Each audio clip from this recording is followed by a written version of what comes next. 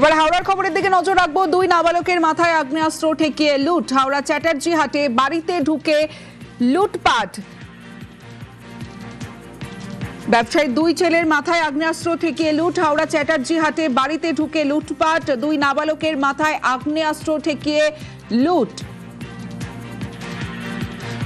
ব্যবসায়ী ছেলের হাতে ধারালো অস্ত্রের আঘাত লাগে, কারণ ব্যবসায়ী দুই ছেলের মাথায় আগ্নেয়াস্ত্র ঠেকিয়ে লুট। হাওড়ার চ্যাটার্জি হাটে বাড়িতে ঢুকে লুটপাট। দেবাশিস রয়েছে আমার সঙ্গে। দেবাশিস, ঠিক কখন ঘটে এই ঘটনা এবং সেই সময় কি দুই নাবালক ছাড়া বাড়িতে বড়রা কেউ ছিলেন না, কি জানা যাচ্ছে? দেখো, একেবারে বড়রা কেউ ছিল না, তার কারণ এই সুমন বাবু যার বাড়িতে ডাকাতির ঘটনা ঘটেছে, তিনি তার একটি দোকান রয়েছে মন্দিরতলা এলাকায়, সেখানে তার স্ত্রী এবং সুমন বাবু সেখানে দুজনেই কিন্তু দোকানদারি করেন।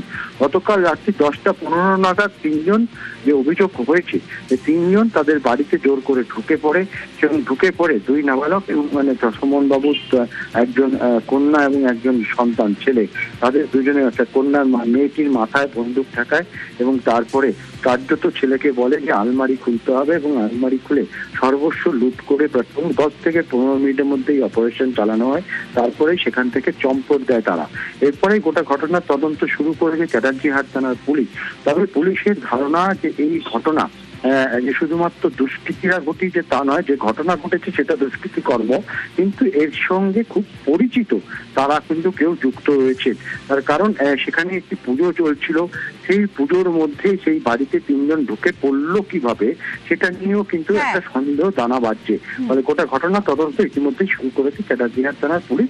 এখনো এই ঘটনায় কেউ গ্রেফতার হয়নি। বেশ,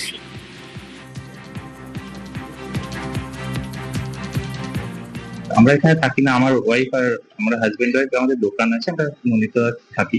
এই 10টা-15 সময় তিনজন দুষ্কৃতী আর কি আমার ছেলেকে এবং আমার মেয়েকে মাথায় গান থেকে আমার সমস্ত কিছু আর কি এখান থেকে ডাকাতি হয়ে গেছে, চুরি হয়ে গেছে। গয়না, টাকা পয়সা, মূল্যবান দ্রব্যাদি সবই আমার কাছে। আমার আলমারিতে আর কিছু বেঁচে নিয়ে সব যা পেরেছি নিয়ে চলে গেছে। সব মাস্ক করেছে, হাতে গ্লাভস, মুখে মাস্ক। আমরা বাড়িতে ঢুকে তখন 10:30